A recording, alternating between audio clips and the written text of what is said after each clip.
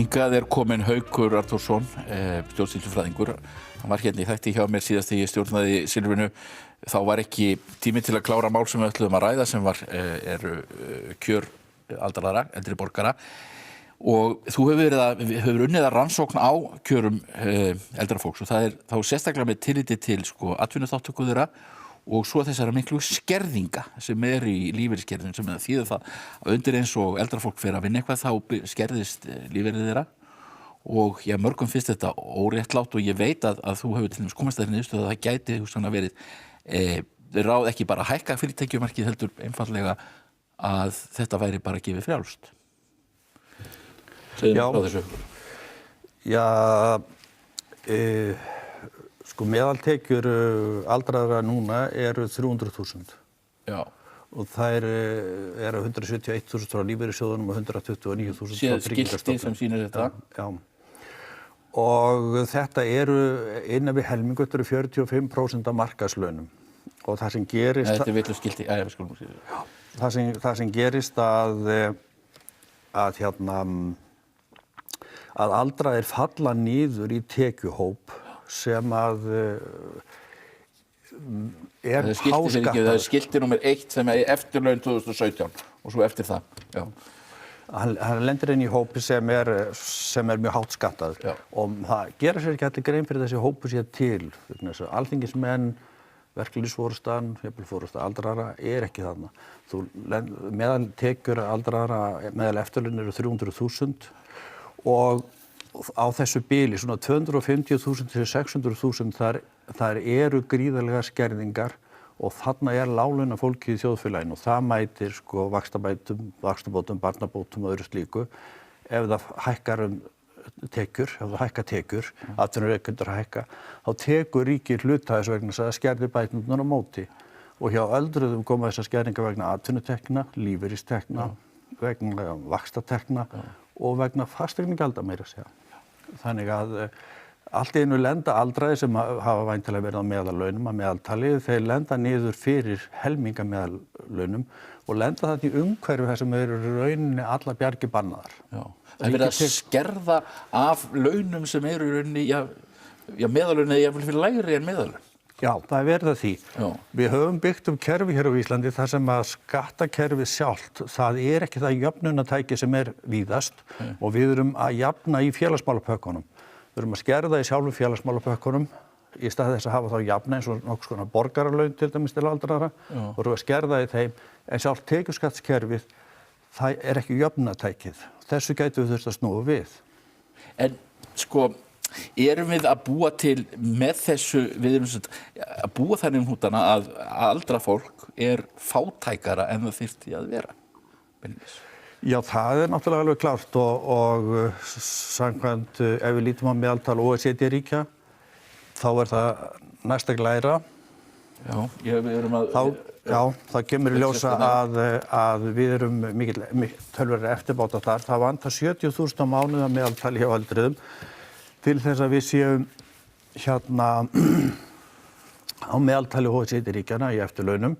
Þessi glæra sýnir Tryggingastofnun neðst til vinstri og það er 1 og svo sjáum við hlutfall af því þar sem önnur ríki setja þetta, hvað aðrir ríkissjóðir setja þetta. Þriðja neðsta súlan er lífeyrissjóðirnir og svo 8. neðsta er saman. Þar eru rauninni eftirlaun Íslendinga og síðan er græna súlan í miðjunni meðaltal OECD-ríkjanna.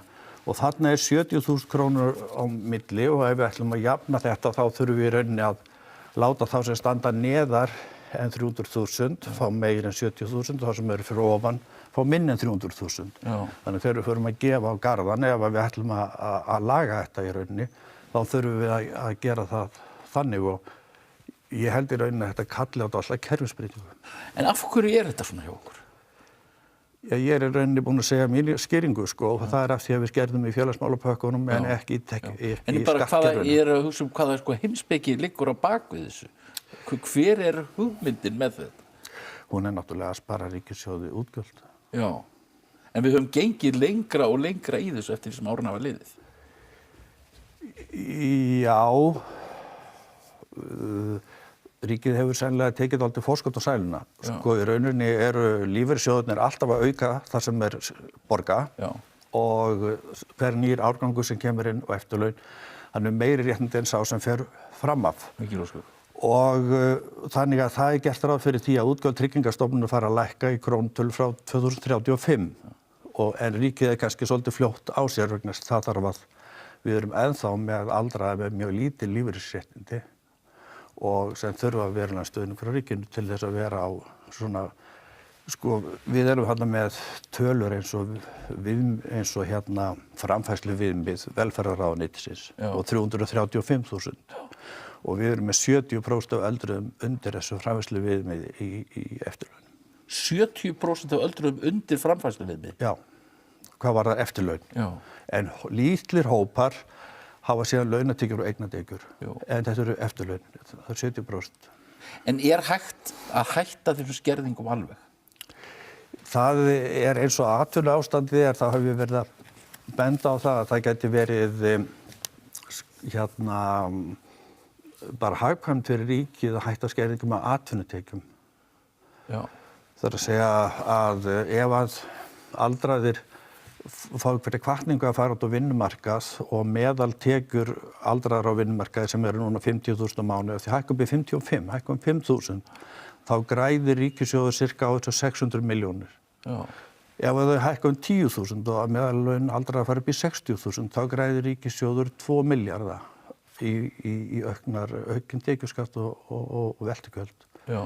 Þannig að það borgar sig að gera þetta, en auðvitað ekki hægt að draga, auðvitað ekki hægt að neita því að það fella niður skerðingar af lífeyri sem stóra máli, að fella niður skerðingar af greiðslu lífeyrissjóðanna, þannig að menn eigi lífeyrissjóðin sem menn hafa borgað í allt ævi, sko. Auðvitað kostar það ríkissjóð. Já. En rétt að fella niður skerðingar á lífeyrissjóði? Mér finnst að það væri spennandi að gera tilraun með aldraða á kerfisbreytingu sem fælist í því að borga mönnum nokkuð svona borgaralaun, bara jafnt á línuna, þetta með 240.000 sem eru lífeyrir núna og taka út jöfnuðinn í skattkerfinu, vera með gera tilraun með skattkerfi fyrir aldraðara, gera tilraun með jafnar greiðslur og taka jöfnuðin út í skattkerfinu, þannig að hluti af borgaralaunum koma tilbaka hjá þeim herralaunuðu aftur til ríkisins. Og það að gera þetta gæti verið eftir útfærslunni og eftir hvaða upphæðir þú miðað við til dæmis í borgaralaunum með þetta samkvæmt mínum útreikningum, það næsta glæra, þá getur þú tekið þetta. Hækkun eftirlauna? Þá getur þú tekið 2 þrep.